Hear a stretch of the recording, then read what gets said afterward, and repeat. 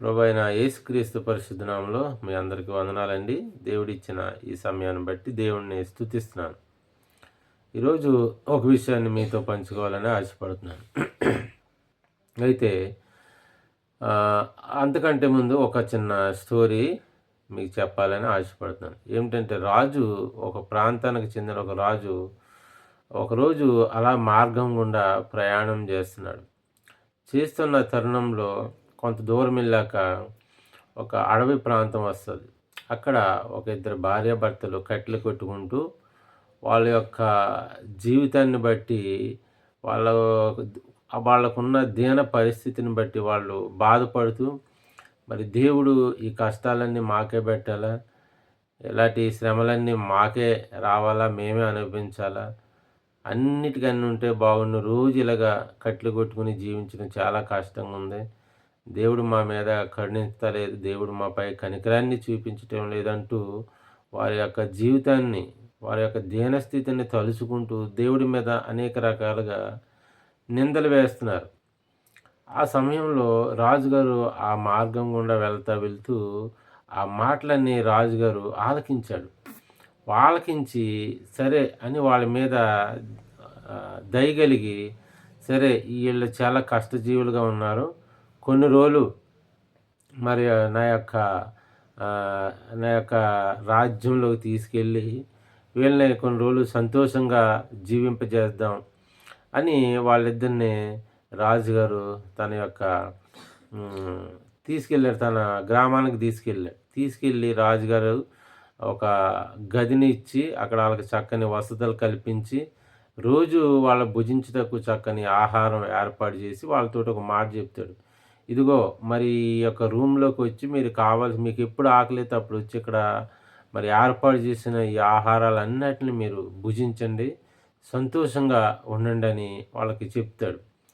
చెప్పి వాళ్ళు తినే డైనింగ్ టేబుల్ మీద ఒక పాత్ర పెట్టి దాని మీద మూతేసి ఉంచుతాడు. మీరు ఈ డైనింగ్ టేబుల్ మీద ఉన్న, ఈ బల్ల మీద ఉన్న ఆహారాలన్నీ మీరు తినండి. కానీ ఇదిగో ఈ గిన్నెలోది మట్టుకు మీరేమి తినొద్దు. దీన్ని మీరు అంటుకోవద్దు. దీన్ని మీరు ఓపెన్ చేయొద్దు అని రాజుగారు వాళ్ళకి ఒక ఆర్డర్ ఏస్తాడు. అయితే అలాగ ఒక రోజు, 2 రోజులు, 3 రోజులు అలాగే బానే ఉన్నారు గానీ, తర్వాత ఈళ్ళొక దుర్బుద్ధి పుట్టింది. అరే! రాజుగారు రోజు మాకింతటి చక్కని ఆహారాన్ని ఇస్తున్నాడు. మరి ఎన్నో రకరకాల ఐటెమ్స్ ఇక్కడ మాకు పెడుతున్నాడు గదా! అయితే మరి ఆ గిన్నెలో ఏముందో, ఆ పాత్రలో ఏముందో దాన్ని రాజుగారు మీరు చూడొద్దు. అందులో అది ఓపెన్ చేయొద్దని చెప్పాడు గదా! అసలు ఏముందో చూద్దామని వాళ్ళు ఒకరోజు రాజుగారు లేని సమయంలో ఆ యొక్క పాత్రని మరి ఓపెన్ చేశారు. ఓపెన్ చేయగానే ప్రియమైన దేవుని వాళ్ళారా, అందులో రాజుగారు ఒక చిన్న ఎలక పిల్లను వండిచ్చాడు. ఈళ్ళు ఎప్పుడైతే ఓపెన్ చేశారో ఆ ఎలక పిల్ల బుడుకుమని పారిపోయింది. అప్పుడు రాజుగారొచ్చారు. రాజుగారికి ముందే తెలుసు అందులో ఎలక పిల్ల ఉందన్నట్టు. అయితే రాజుగారొచ్చి దాన్ని చూస్తాడు. చూసాక అందులో ఎలక పిల్ల లేదు. అప్పుడు వీళ్ళని అడుగుతాడు. నేను మీకు కావాల్సిన అన్నీ ఇక్కడ ఏర్పాటు చేశాను, సిద్ధపరిచాను గదా! నేను చేయొద్దన్న పని మీరెందుకు చేశారు? దాన్ని మీరెందుకు ఓపెన్ చేశారన్నప్పుడు వాళ్ళు రాజు ముందు ఏ మాత్రం సమాధానం చెప్పుకోలేక వాళ్ళు చేసిన తప్పుకి తలదించుకుని ఉన్నప్పుడు ఆ రాజుగారు, మీ మీద నేను దయ చూపించాను, జాలి చూపించాను గానీ మీరు నా మాటను, నా ఆజ్ఞను మీరు తిరస్కరించారు గాబట్టి మీరు మీ మునుపటి జీవితాన్ని మీరు జీవించండి అని వాళ్ళని ఆ యొక్క కోటలోంచి బయటికి గెంటివేస్తాడు ప్రియ దేవుని బిడ్డలు. అంటే ఇందులో ఉన్న నీతి ఏంటంటే చాలామంది మనం అనుకుంటుంటాం. మనకొచ్చే శ్రమలను బట్టి, మనకొచ్చే కష్టాలను బట్టి మనం దేవుడి మీద మరి సణుక్కుంటుంటాం. దేవుడిని నిందిస్తుంటాం. అయితే ఒకటి ఆలోచన చేయాలి. దేవుడు ఎవరిని కూడా శ్రమల పాలు చేయడు. ఎవరిని కావాలని దేవుడు శోధించడు గాని ప్రియ దేవుని బిడ్డలారా. మనుషులు మన అజ్ఞాన దశ వల్ల, మన అజ్ఞాన స్థితిలో మనం మనకు సొంతంగా నిర్ణయాలు తీసుకుని, దేవుడి మాటలని మనం లక్ష్య పెట్టకుండా జీవిస్తూ, మన గోతిలో మనమే పడుతుంటాం. మనకు మనమే శ్రమలు తెచ్చుకుంటాం. లోకంలో ఒక సామెత ఉంది గదా! ఎవడు తీసుకున్న గోతిలో వాళ్ళే పడతారన్నట్టుగా ప్రియ దేవుని బిడ్డలారా. మరి రాజు చక్కని అవకాశం ఇచ్చినప్పుడు కూడా వీళ్ళు వినియోగించుకోలేకపోయారు.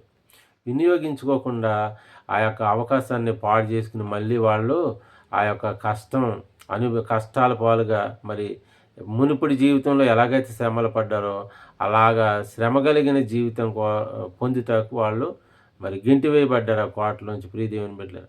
ఆ విషయాన్నే ఇక్కడ భక్తుడైన యెషయా ద్వారా దేవుడు ఒక మాట చెప్తున్నాడు. యెషయా గ్రంథం మరి 6 అధ్యాయము 9వ వచనంలో ఇలా రాయబడింది. ఆయన నీవు పోయి ఈ జనులతో ఇట్లనుము, మీరు నిత్యము వినుచుందురు గాని గ్రహింపకుందురు, నిత్యము చూచుచుందురు గాని తెలుసుకొనకుందురు. ఈరోజు నిజంగా ప్రియమైన దేవుని వాళ్ళారా, మనం క్రైస్తవులుగా రోజు మరి దేవుని మందిరానికి వెళ్తాం.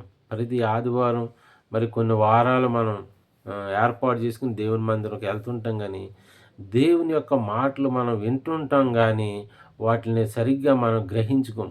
దేవుడు ఈ మాటలు ఎందుకు చెప్తున్నాడు అని మనం వాటిని గ్రహించం. వింటాం, వెళ్ళి కూర్చుంటాం, వింటాం కానీ వాటిని మన గ్రహింపులోకి తీసుకురాం. ఆ రాజు చెప్పిన మాటలు వాళ్ళు గ్రహించుకోలేదు. రాజుగారు మాకు కావాల్సినంత ఆహారం పెట్టాడు కదా, ఇంక దాంతోటి మనకు పనేంటిలే, అయినా రాజుగారు ఎందుకు చెప్పాడు ఈ మాట అని దాన్ని గ్రహింపులోకి తీసుకోకుండా వాళ్ళు రాజు యొక్క ఆజ్ఞను తిరస్కరించడం ద్వారా మళ్ళీ వాళ్ళు శ్రమల్లోకి వెళ్ళిపోరు ప్రియ దేవుని బిడ్డలారా. ఈరోజు మనం కూడా మనకొచ్చిన కష్టాలను బట్టి మన దేవుడి మీద నిందిస్తున్నాం కానీ దేవుడు ఎవరిని మరి శోధించడు. అయితే దేవుడి యొక్క ఆజ్ఞను లేకపోతే దేవుడు వద్దన్న పని చేస్తే తర్వాత దాని పర్యావసనం ఎలా ఉంటుందన్నది మనిషి గ్రహింపులో తీసుకోడు ప్రియ దేవుని బిడ్డలారా. కదా ఆ రోజు దేవుడు ఆదాము అవ్వలతోటి అదే చెప్పాడు. ఇదిగో మీరు ఈ తోటలో నిర్భయంగా మీరు జీవించవచ్చు, ఇక మీకు ఈ తోట ఫలాలన్నీ మీరు అనుభవించవచ్చు, కానీ ఇక ఈ తోట మధ్య ఉన్న ఆ చెట్టు ఫలమును మీరు తినొద్దు అన్నప్పుడు ప్రియ దేవుని బిడ్డలారా, దేవుని యొక్క ఆజ్ఞను వాళ్ళు అతిక్రమించినట్టు మనం చూస్తున్నాం. తర్వాత వాళ్ళ పొందిన ఎంత నష్టాన్ని వాళ్ళు చవిచూశారు. ఆ తోట నుంచి ఏ దేవుని తోట నుంచి గెంటివేయబడ్డారు ప్రియ దేవుని బిడ్డలారా. వాళ్ళ చేసిన తప్పు వల్ల ఇదిగో ఆజ్ఞాతిక్రమమే పాపం కింద దేవుడు పరిగణించి ఆ పాపానికి వచ్చిన ఫలితమే మరణం ప్రియమైన దేవుని వల్ల. ఈరోజు ఆ మరణాన్ని భూమి మీద జీవిస్తున్న ప్రతి ఒక్కరికి కూడా అది సంక్రమించింది. సరే, దేవుడు చేయొద్దన్న పని మనం చేస్తే దాని యొక్క ఫలితం ఎంత కఠినంగా ఉంటుందో, ఎంత భయంకరంగా ఉంటుందో మరి అవ్వ ఆదాములు ద్వారా మనం తెలుసుకున్న ప్రియ దేవుని బిడ్డలారా. తినొద్దన్న పండు తినడం ద్వారా మరణాన్ని, శాపాన్ని తెచ్చుకుందాం.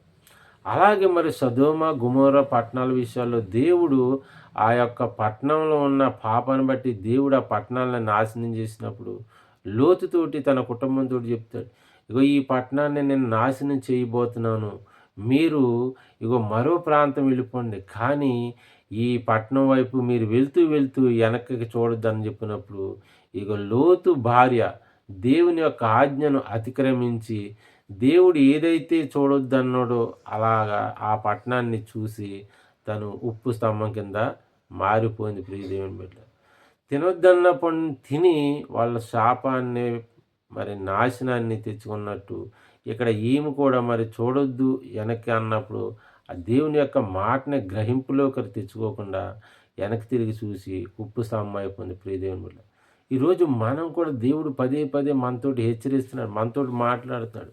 ప్రతి ఒక్కరూ కూడా దేవునికి విరోధమైన కార్యాలు చేసి పాపం చేస్తూ అనేక శ్రమల పాలైపోతున్నాం. కానీ మనం మన పొరపాట్ల వల్ల, మన పాపాల వల్ల, మన యొక్క ప్రవర్తన వల్ల ఇలాంటి శ్రమలు కష్టాలు అవుతున్నాయి అనుకుంటలేదు. కానీ మనం చేసిన తప్పులు కూడా దేవుని మీద నెట్టేసి మనం మరి నీతిమంతుల్లాగా మనం మాట్లాడతాం ప్రియ దేవుని బిడ్డలు. ఎప్పుడైనా దేవుడు వద్దన్న పని మనం చేస్తే చాలా నష్టపోతామని ఒక లోతు భార్య ద్వారా మనం తెలుసుకోవచ్చు. మన మొదటి పితరులైన అవ్వ ఆదాము ద్వారా మనం తెలుసుకోవచ్చు. అలాగా ఈరోజు మనం మరి వాళ్ళకిలాగా దేవుని ఆజ్ఞను మనం అతిక్రమించకుండా దేవుడు ఏదైతే చేయమన్నాడో దాన్ని చేస్తూ, దేవుడు ఏదైతే చేయొద్దన్నాడో దాన్ని చేయకుండా జీవిస్తూ ఇగో దేవుని యొక్క ఆశీర్వాదాలు మనం పొందుకోవాలి ప్రియ దేవుని బిడ్డలారా. కానీ మనం రోజు వింటున్నాం కానీ మన గ్రహింపులోకి తెచ్చుకోలేకపోతున్నాం. దేవుని యొక్క మాటలు మన గ్రహింపులోకి తెచ్చుకుంటే దేవుని చేత మనం ఆశీర్వదింపబడతాం ప్రియ దేవుని బిడ్డలారా.